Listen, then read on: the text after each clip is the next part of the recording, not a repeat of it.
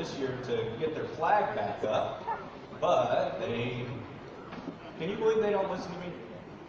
No. I don't know. Yeah, I can. I don't know. But I still like to start our tournaments with the pledge, so if we can have everybody please stand and remove your hats, and we'll do our pledge. No flag. No flag. Mr. Markheimer has a flag on his chest. I pledge allegiance To the flag of the United States of America and to the republic for which it stands, one nation, under God, indivisible, with liberty and justice for all. All right, thank you. Spectators, you can be seated. Thank you everybody for coming out. Black belts, great turnout for black belts. I was really happy to see the good weather go away for the weekend. Because we could have had, oh, it's 60 and sunny, I could have cleaned up the yard. Yes, you're not cleaning up the yard today, and here they are, not only supporting their students, we have some judges here, don't have students here, they're here for the fellowship, to help the students, to help the tournament, to see their friends. These black belts have met each other many times years ago, and Mr. Waldron shows up at 9 o'clock this morning, not to come help set up, but he did. Thank you for your help. But he came to hang out and talk and see friends.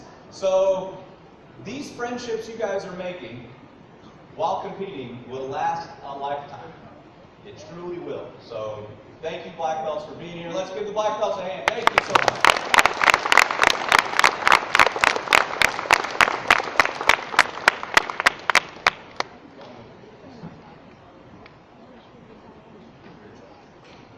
We do have some new competitors here, so I want to make sure everybody knows what to expect. We're going to start with empty hand forms, because 99% of you do empty hand forms. And then we move on to weapons and then sparring. If you don't do weapons after forms, go put on your sparring gear. If you don't do forms or weapons, you can grab your sparring gear. I wouldn't put it on quite yet, but make sure to watch the ring. Speaking of the ring, we're doing things a little different. We tried it at the last tournament, it went pretty smooth. We are having 10 and under beginners in ring 1, 10 and under intermediates in ring 2, 10 and under advanced in ring 3. Then we have our 11 and 12s in ring 4, our teenagers, and then our adults. One of the reasons for that, we're trying it out for a couple tournaments, is the grand champions at the end of the day, if you win and you're a beginner, 12 and under, you won forms, you get to compete for one of the grand champion trophies. When we have them spread out, sometimes some rings are a little larger and just doesn't always work out. So this time, when the beginners are done, if you win first place in forms, come back and hang out at that ring. Once that ring's done and the 11 and 12-year-old beginner's done, then we can do our grand champion beginners. When you're done with your intermediate ring, once the 11 and 12 intermediates are done, then we can do everything right there and right there. On paper, it makes sense. We're going to test it out today. What are the judges looking for in forms? They're looking for consistency. On paper, it says proper stances. Some instructors teach all toes facing the front. How many of your instructors teach all toes facing the front on front stance?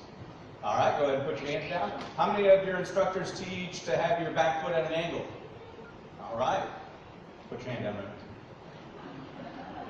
All right, so if the judges up here said, ooh, those students that have it at an angle, you're doing it wrong, points deducted. No, that's how you guys were taught. So it's consistency. I know our students, sorry, white and yellow belts, but if they're running their form, maybe Kicho 1, they'll go, hey, and they'll drag that back foot.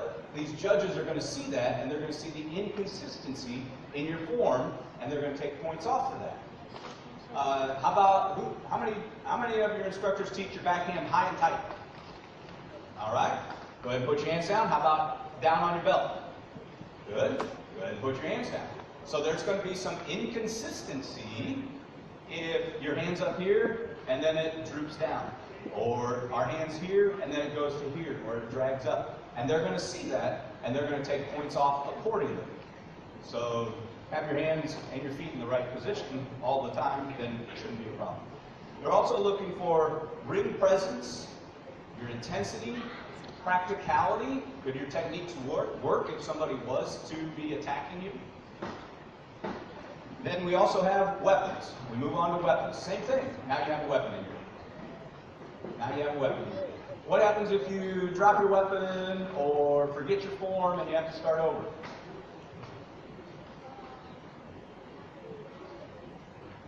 Advanced rank says, get out of the ring, you're done, yes. Especially by advanced time.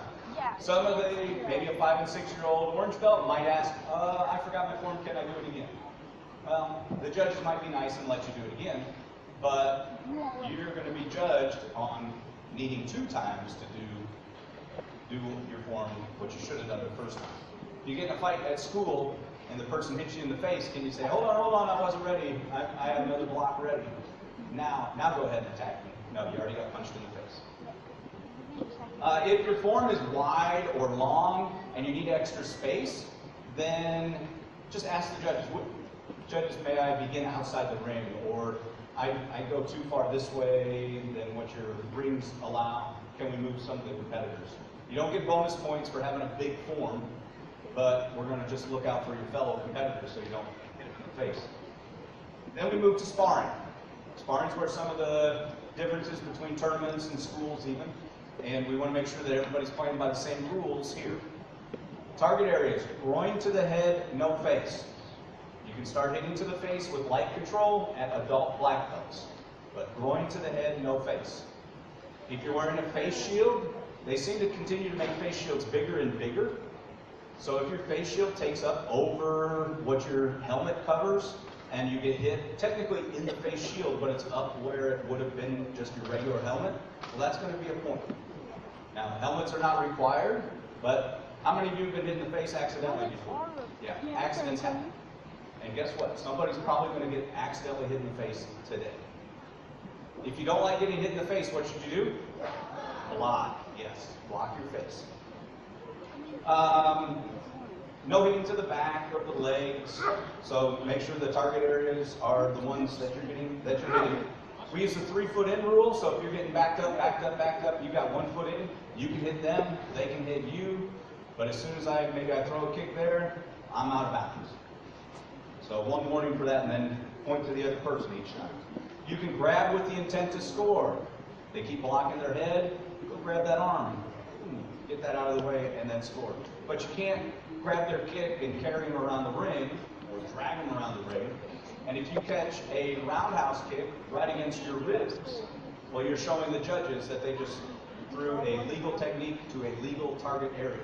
So if you're catching a roundhouse kick, make sure you have your arm in between and you catch it under so that they don't hit you. If a competitor falls down, they have 3 seconds. The person up can score down, the person down can score up. Please use control. We're not kicking field goals here. You can sweep boot to boot. You don't see boot to boot sweeps too often. But did I say boot to leg? No, I said boot to boot. So make sure your boot touches their boot. You don't get a point if they fall down. You have to follow it up and score. Then cheering is encouraged. Parents, go Timmy, go Susie. Not, hey Lathan, you got hit in the head twice. What do you think he's going to do that 3rd point? Yeah, get your hands up, right? We want to see what our competitors know. If you see your student get hit in the head 3 times in a row for points, they should probably work on that next week. So, upcoming events. April 27th, there's a pretty big tournament. 450, I don't know where Mr. Henry went. 430 last year, 430 competitors. So big tournament, that's in Rockford, Ohio, the Stone Tiger Challenge, cancer benefit, June 15th, Mr. Colger, Blue Dragon School of Taekwondo helps put on the outdoor tournament in North Webster. Speaking of Webster, June 22nd, I just thought of that, that's pretty good, wasn't it, Mr. President? June 22nd, Mr. Webster holds a tournament down in Parker City. He also holds another one down there on October 19th. And our Fun in the Sun on August 25th, Chambara. 4 different styles of Chambara. It's out at a beach theme facility, nice smoothie, ice cream.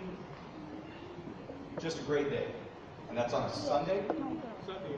Sunday, August 25th. We've got a couple of others going on. You see we've got our karate camp. We've already got a few students signed up for karate camp this year. We invite instructors to come share. So it's not just the same thing you hear in class all the time. These guest instructors have 1 hour to teach you something new, hopefully something useful, maybe something fun. All right. If anybody has any questions, they can refer them to me or to the center judge. We do need a couple scorekeepers if anybody is willing to help. Mainly for the beginners and the teens, I believe, is where we still need some assistance. We'd love to have the help. All right, all competitors, attention, and bow.